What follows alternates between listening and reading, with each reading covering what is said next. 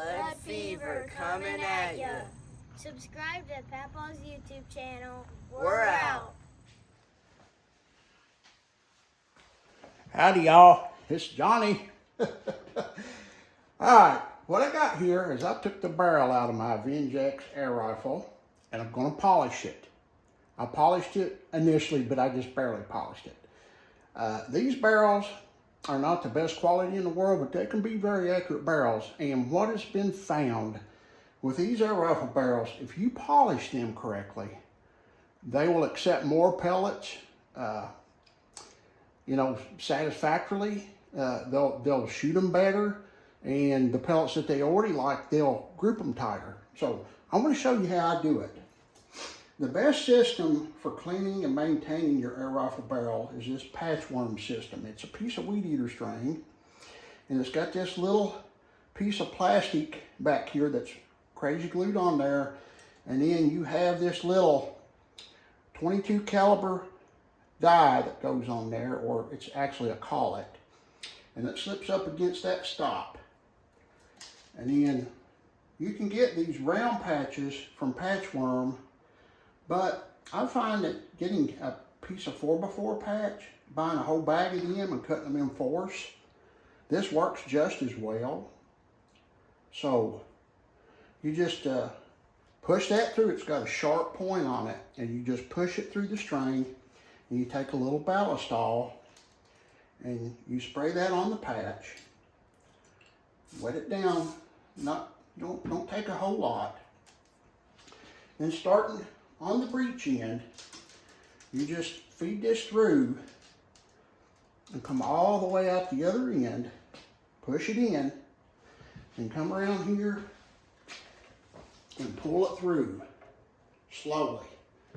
And try not to scrape your crown. This is plastic, it's not going to hurt it, but you still don't want to touch your crown any more than you have to. And you're going to see right there, it's still got a little bit of dirt on it, but it's not bad. So you want to clean your barrel until you get it fairly clean. And this little plastic thing that slides over the string, you want to make sure when you pull your patch off, you don't pull that off with it and throw it in the trash, because I did that. And I had to dump the trash can out and look for it. So once you get your barrel clean, here's what you want to do. You need a good soft jaw vise system like this. I got this vise and the jaws. It's magnetic, it holds it on, and it's got a little place in there to hold your barrel. It's got places up here in top to hold different things. Put your barrel on, don't clamp it up too tight, just snug. These are plastic and they give.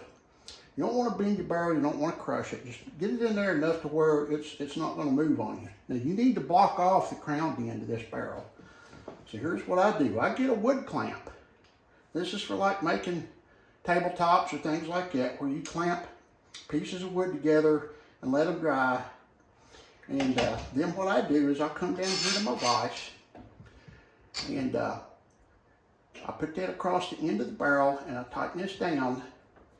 And it don't have to be real tight. You don't want to bend your barrel, just enough to hold it on there. Then you get your cleaning rod and you put a bar mop on it. I buy these. These are what they call Board Baby, I believe, off of Amazon. They come 6 in a pack. And what you want to do is you want to put one of these on there. You want to take some Kroll, and I've already done this, so I'm just going to explain to you how to do it without you actually watching me. Open your Kroll and get enough of this on there to saturate it. Okay. Once you do that, you get some JB non-embedding bore cleaning compound, and you get it and you scoop a little out. You want to coat this bore mop really good with it. Then you insert it at the breech end, your bore.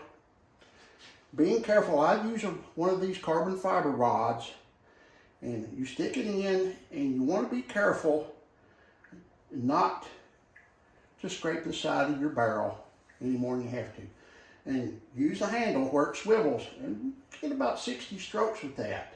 Occasionally pull the bore mop out. A lot of people change the bore mops, and all you got to do is pull it out, clean it off with this, one of these microfiber towels, put a little bit more JB bore paste on there. If it gets real easy to push in and out, then change your bore mop. Get about 60 strokes, okay? Then take your clamp off, use your patchworm system again, and they've also got these little pellets that are really good. I'm going to use a pellet here in a minute. Take your clamp off, pull these patches through it, starting off with some, you won't have to have ballast on the first patch. You're just going to pull all that old JB boar paste and coil out of there. And once you get most of it out, then you start spraying your patch down with ballast on, you get it clean. Once you get it clean, you put your clamp back on, and then you get Flitz metal polish. Shake it up really good.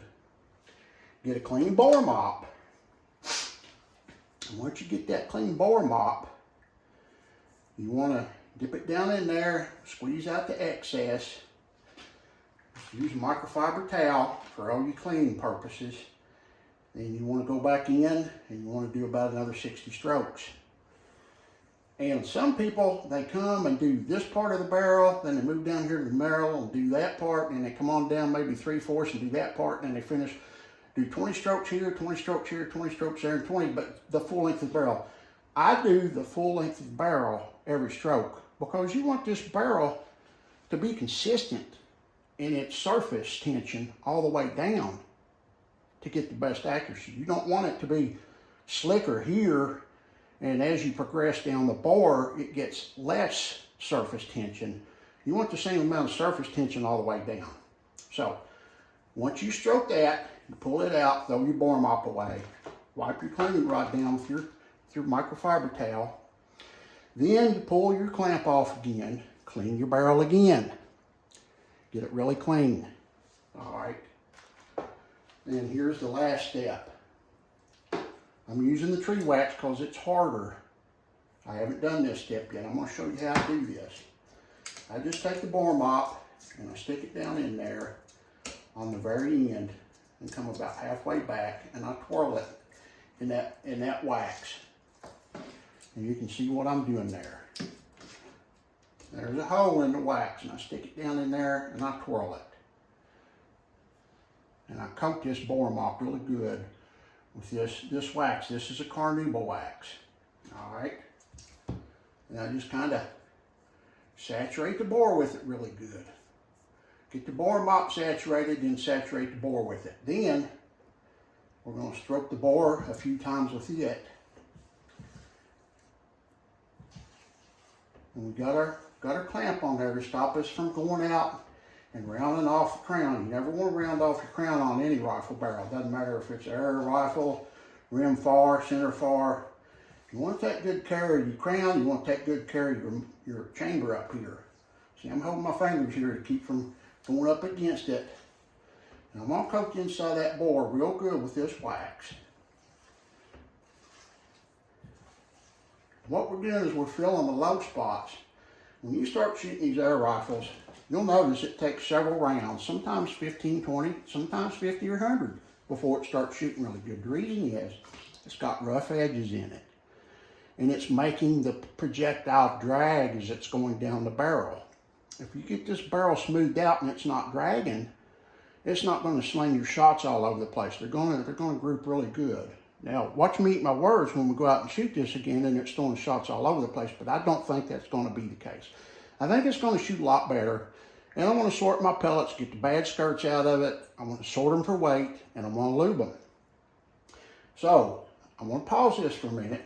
What we're going to do is we're going to let this wax harden in there for about 10 or 15 minutes. And then we're going to come back and take our clamp off, and we're going to start pulling some of these pellets through it because they cinch up tighter around the rifling, and we're going to buff that wax into the barrel. So hold on here a minute. Let's let this harden up. I'm going to get the clamp off, and we'll come back and we will finish this up. All right, folks, it's been about 10 or 15 minutes here. And what I want to do now, get that wax out of the way and put the lid on it. Tree wax or men wax, either one will work. I want to get one of these 22 caliber pellets or felt pellets. All this stuff comes from patchworm. I don't think you have to have this little piece on it, but I'm going to leave it on there. If you're trying to clean your barrel with it in the gun, you have to take it off if you put a pellet through it. It won't fit between the receiver in the barrel. And this transfer port back here, you gotta make sure you get it cleaned out really good after you do all this. There's a transfer port right back here in the barrel. It's a round hole, and you wanna make sure you take Q-tips and maybe a little alcohol and clean that out really good. Okay, I'm gonna get this started. And I'm gonna come over here and I'm gonna pull it through real slow.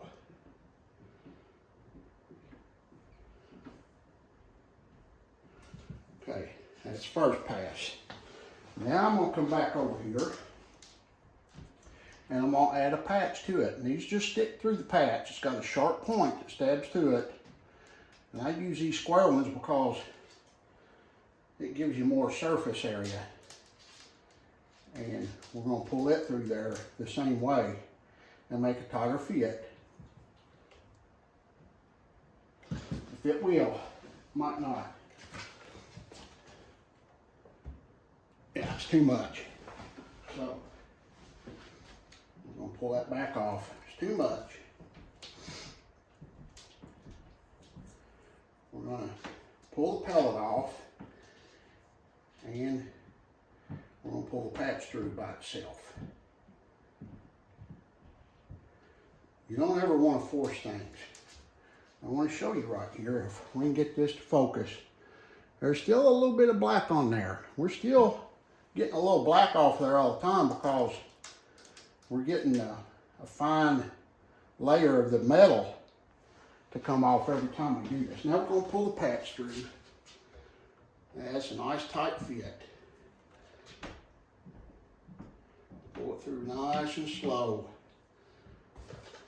All right. Now, that's not too nasty looking. It's a whole lot better than it was.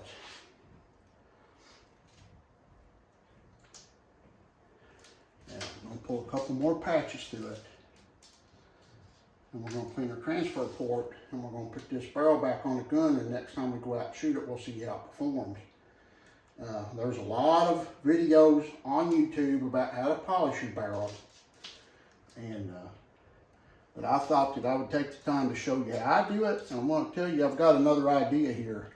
See, this barrel gets a shroud over it. And between this interface here where it goes up against the receiver, it's got a little hole back here where a pin indexes it. And then the shroud comes on here and threads onto this piece. And it's got this little standoff out here to help keep your barrel fully free-floated.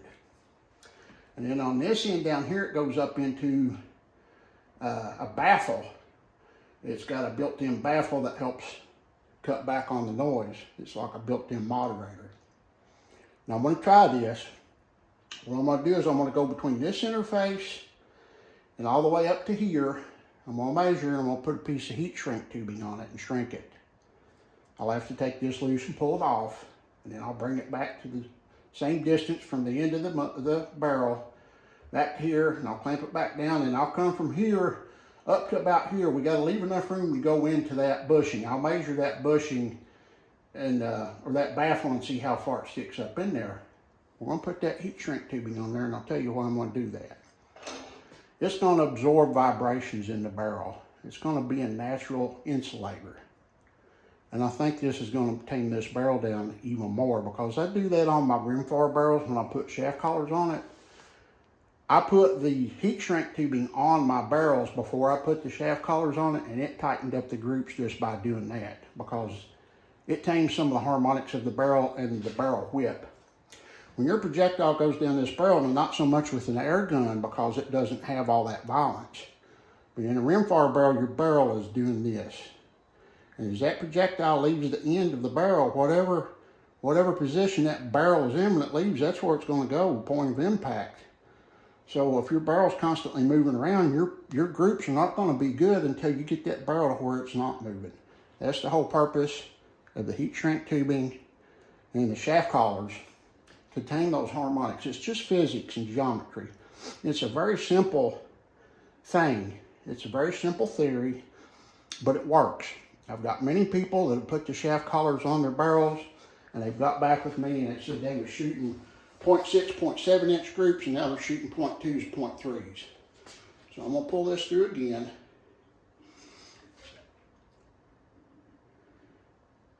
going to do this 2 or 3 times. And then I'm going to pass another patch or 2 through it with the patch worm with the wax on it instead of the bore mop. And I'm going to make sure all the little areas are filled inside of that barrel. And that it's nice and smooth. And I will tell you something I've noticed as I'm pulling this patchworm system through that barrel from the first time I cleaned it until I run the JB bore paste and crewel through it, then to the flits. The further I got in the process, it come through the barrel a whole lot smoother and a whole lot easier. And when I got to the wax part, when I initially put the wax in and it hazed over, it was really hard to pull through. Once I pulled a couple through and it started buffing out, it became a lot easier to pull through and it was much smoother. It wasn't stuttering as it was pulling through there. That's very crucial in accuracy out of any gun barrel, is that projectile doesn't have any resistance in the bore other than the rifling itself.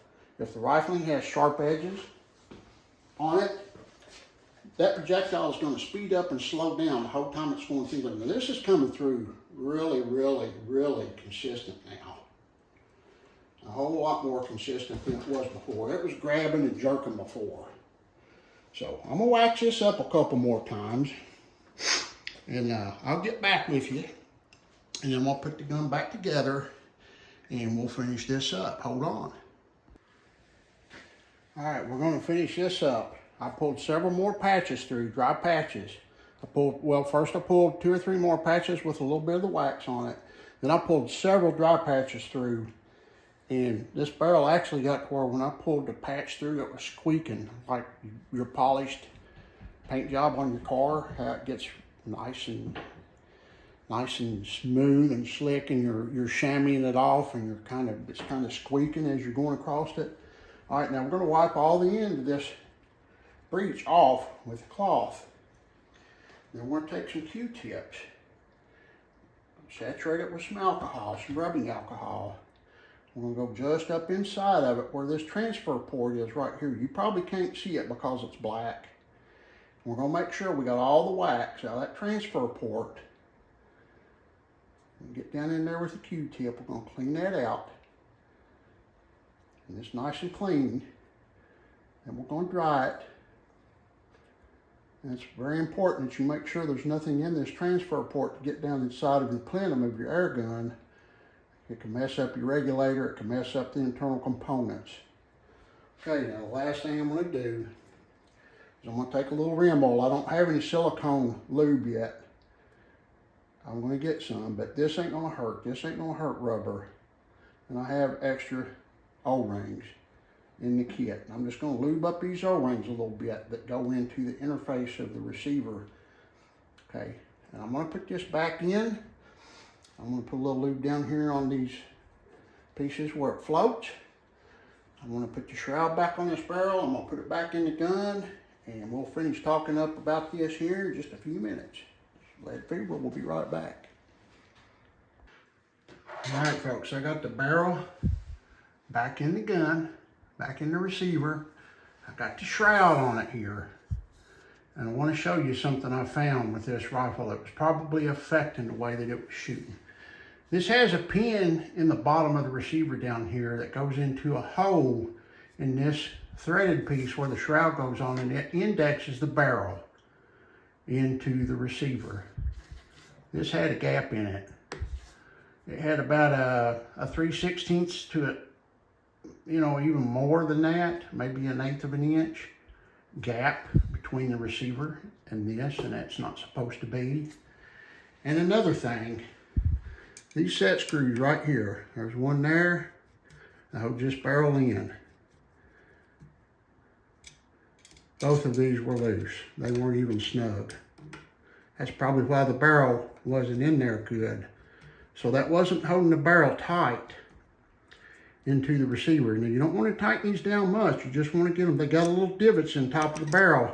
And if that flange, the threaded flange with the locating pin is, if it's located correctly, then you're going to be right. You're going to hit those index marks. The fact that we were out a little bit and those were loose this barrel is not tightening the receiver, and that's not a good thing.